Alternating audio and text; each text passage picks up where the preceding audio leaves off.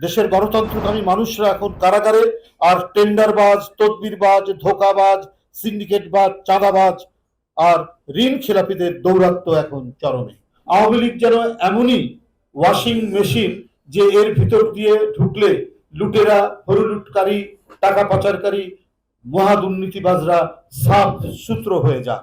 সরকারের চোখ রাঙানির বিরুদ্ধে সাহসী উচ্চারণ থেকে সরানো যায় না বলেই ইসরাককে কারাবন্দী করা হয়েছে। জনজীবনে যে হতাশা, অশান্তি ও নৈরাজ্য নেমে এসেছে, সেটিকে কার্পেটের নিচে ঢেকে রাখতে চান শেখ হাসিনা। সেজন্য জুলুমের মাত্রাকে তিনি তীব্র করেছেন বিক্ষোভ প্রতিবাদকে স্তব্ধ করার জন্য। আওয়ামী লীগ যেন এমনই ওয়াশিং মেশিন যে এর ভিতর দিয়ে ঢুকলে লুটেরা, হরুলুটকারী, টাকা পাচারকারী, মহা দুর্নীতিবাজরা সাফ সূত্র হয়ে যান।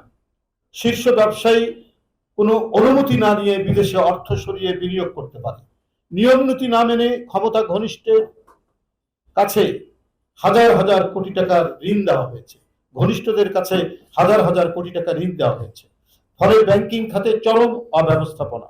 ঋণ খেলাপির পরিমাণ এতটাই বেড়েছে যে দেশের আর্থিক খাত এখন শূন্যের মধ্যে ঝুলছে।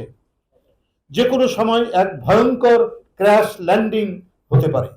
আর তাই মিথ্যা আর বিভ্রান্তি আওয়ামী নেতাদের সারাক্ষণের নিত্য সঙ্গী।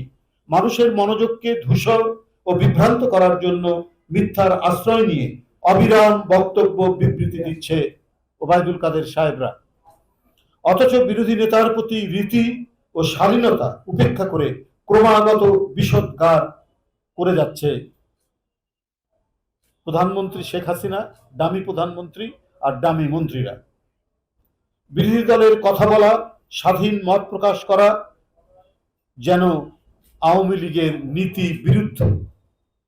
সাংবাদিক বন্ধুরা, সারা দেশকে অনতিক্রম্য কাঁটাতারের বেড়ায় ঘিরে রাখার পরেও জুলুমের পরিধি আরো বিস্তৃত করা হচ্ছে প্রতিদিন। ইঞ্জিনিয়ার ইসরাক হোসেন ঢাকা মহানগর দক্ষিণের মেয়র প্রার্থী ছিলেন। অপেক্ষাকৃত এই তরুণ নেতার জনপ্রিয়তায় দামি সরকার মনে করছে ক্ষমতাসীনদের ক্ষমতায় থাকার নিদারুণ ব্যাঘাত ঘটবে।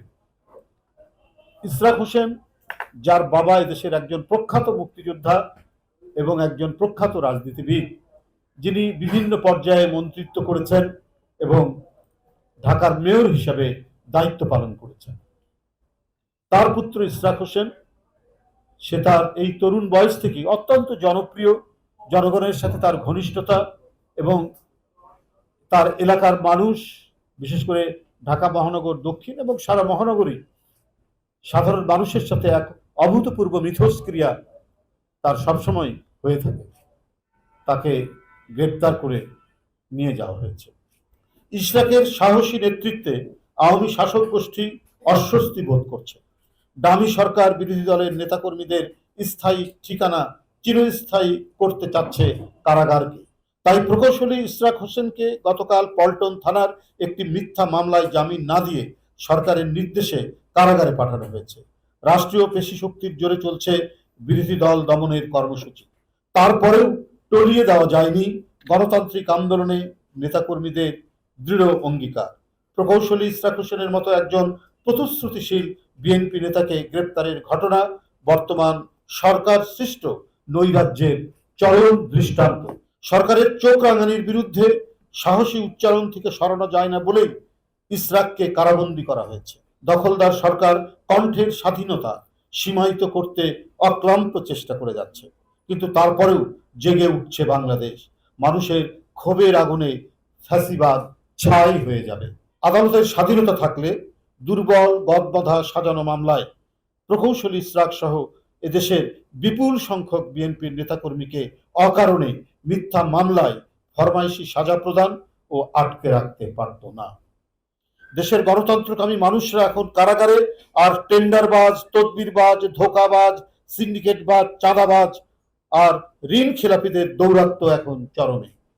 আমি অবিলম্বে জনতার মেয়র এবং বিএনপির যে আন্তর্জাতিক কমিটির সদস্য ইঞ্জিনিয়ার ইসরাক হোসেন সহ বিএনপির নেতাকর্মীদের বিরুদ্ধে দায়েরকৃত মিথ্যা মামলা প্রত্যাহার, ফরমাইশি সাজা বাতিল এবং অবিলম্বে নিঃশর্ত মুক্তির জোর আহ্বান জানাচ্ছি।